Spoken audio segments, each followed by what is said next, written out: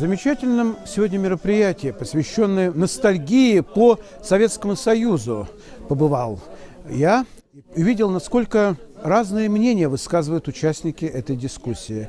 Были мнения за то, что было в Советском Союзе хорошего, были воспоминания, связанные с тем, что было, так скажем, неоднозначного или откровенно плохого. Но все были убеждены и высказывали, соответственно, свое мнение о том, что то лучшее, что было в Советском Союзе, а именно дружба народов, именно отношение к нациям, к человеку не по национальности, а по тому, насколько он хороший человек, забывая о том, какой он национальности. Иногда это хорошо, иногда это плохо, но это лучше, чем то, что происходило в годы распада и перед распадом Советского Союза, когда акцентировалось внимание на национальностях, и из-за этого были межнациональные конфликты. И вот сегодня люди среднего и старшего поколения, в основном, конечно, среднего, которые помнят Советский Союз последние его годы, конец 70-х, 80-е, на мой взгляд, самые лучшие, когда уже не было сталинских репрессий, когда началась перестройка, когда стали читать умные, интересные газеты и книги, и они были уже везде, а не только самиздатом. И вот эти люди из этого времени, оценивая происходящие перемены за 30 лет, отметили, что, к сожалению, мы не взяли много из хорошего оттуда, а взяли, к сожалению, только не очень. Ну, бюрократию оставили здесь, вернее, взяли из Советского Союза, и какие-то те болячки общества, а надо было другое. Но, к сожалению, мы все умны задним умом. И это, конечно, наша проблема. И об этом тоже было недвусмысленно сказано. Но вообще сегодняшнее заседание, как и все мероприятия в штабе «Татар», а сегодня накануне, за полмесяца до Нового года, показало, насколько при единстве в общих моментах, насколько разнообразие мнений, то есть настоящая демократия. Именно штаб «Татар» отличается тем, что это разнообразие мнений не приводит к конфликтам, к ругани, как это происходит на некоторых телепрограммах первых и вообще основных телеканалов, тем более, как это в Ютубе. И вот тут как раз со штаба «Татар» могли бы товарищи с телевидения, эксперты брать даже пример. Но, к сожалению, мы их тут не видим, экспертов этих телепрограмм. Барыгызга да сәлем. Без бүген татарлар штабының матур җылы ягымлы мөхитендә җыелдык. Һәм бүгенге тема бик кызыклы булды. Чираттагыча һәр вакытта аларның бик кызыклы мәҗлесләр, бик кызыклы темалар күтәрелә. Һәм бүгенге мәҗлестә СССР тарихына кагылышлы темалар күтәрелде. Ул СССР вакытларындагы бик уңышлы булган вакыйгаларны, бик уңышлы булган темаларны ничек кайтарырга, безнең заманга һәм ничек итеп дөрес куллана белергә. Менә шул бүгенге кичәдә бик кызыклы темалар яңгырады һәм чынлап та алар бу сораулар актуаль булып тора. Һәм бу уңайдан файдаланып, мин бүген татарлар штабын киләсе 2022 ел белән котлыйсым килә. Аларга алга таба зурдан зур уңышлар телим. Аларның алып барыла торган эшчәнлеген алга таба да шулай дәвам итәргә телим. Татар телен, татар гырыф-гадәтләрен, татар мәдәниятен саклап калуга куелган бирелгән эшләре, тырышлыклары һәм алга таба да шулай дөрес алып барылсын.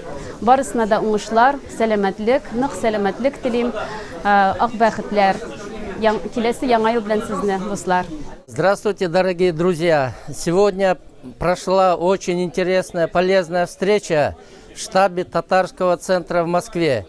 Я очень хочу поблагодарить всех организаторов этого мероприятия, потому что здесь очень радушно всех гостей приняли хозяева этого штаба и обсудили очень важные темы, в частности, о исторической роли Советского Союза, и создан фонд, оргкомитет 100 лет СССР. В 2022 году все прогрессивное человечество будет отмечать 100-летие со дня образования СССР. И оргкомитет ставит такие задачи, чтобы все лучшие достижения, которые были в Советском Союзе сделать достоянием всего человечества.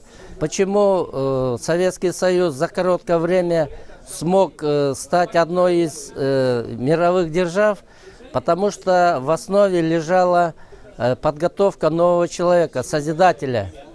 Поэтому сейчас, продолжая эту тему, надо готовить созидателей мира и заниматься только созиданием во имя и во благо всего человечества.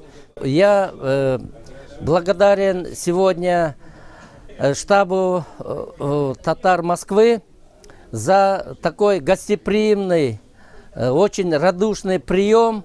И мы поделились очень ценно важной информацией для дальнейшего сотрудничества. Сегодняшнее мероприятие очень было интересный, потому что докладчик выступил и отметил, какую большую роль играл в СССР в различных сферах, успех в различных сферах, в сфере образования, медицины и так далее.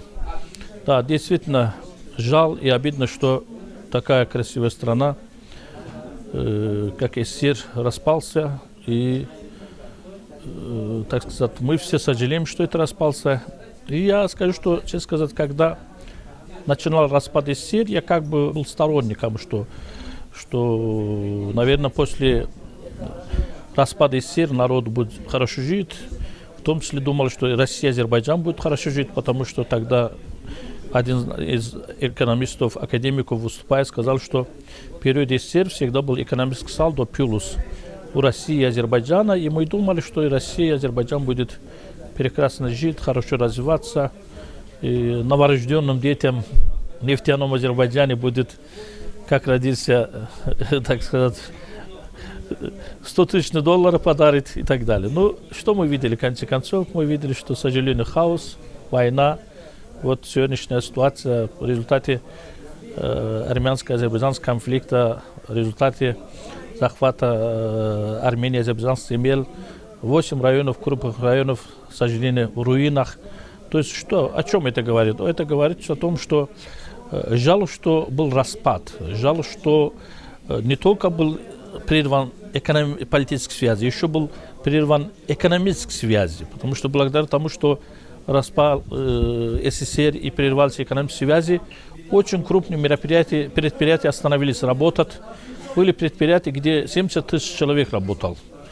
Допустим, какой-то запчасть, какой-то там часть деталей и так далее из Донецка отправлялись в Екатеринбург. Из Екатеринбурга Азербайджанск, Сумгаит, из Сумгаита Минск, Белорусский и так далее. То есть благодаря тому, что прервались экономические связи, и, к сожалению, очень многие предприятия стали закрытыми, и сегодняшний то, что есть социальная напряженность в различных странах, это благодаря тому, что перерывались экономические связи, и благодаря тому очень многие остались безработными. Кроме того, вот из-за того, что прервались экономические связи, допустим, известный ростовский завод «Дон», который производил комбайнов и продавал по всему Советскому Союзу, Украину, Казахстану, Азербайджану и так далее.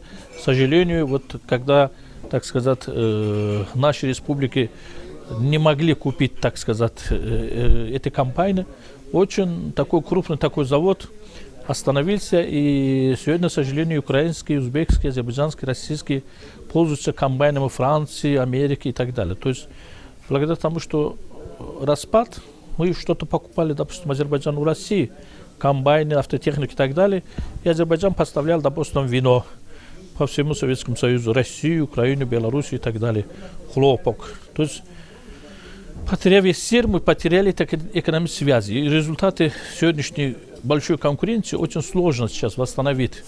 Это же завод комбайна, этот же, допустим, снова как бы войти в российский рынок со своими винами, там, другими продукциями. То есть, потеряв СССР, прервав экономические связи между странами, мы приобрели, так сказать, сегодняшнюю реальность, где во всех фактически странах СНГ социальная напряженность, есть безработица и так далее.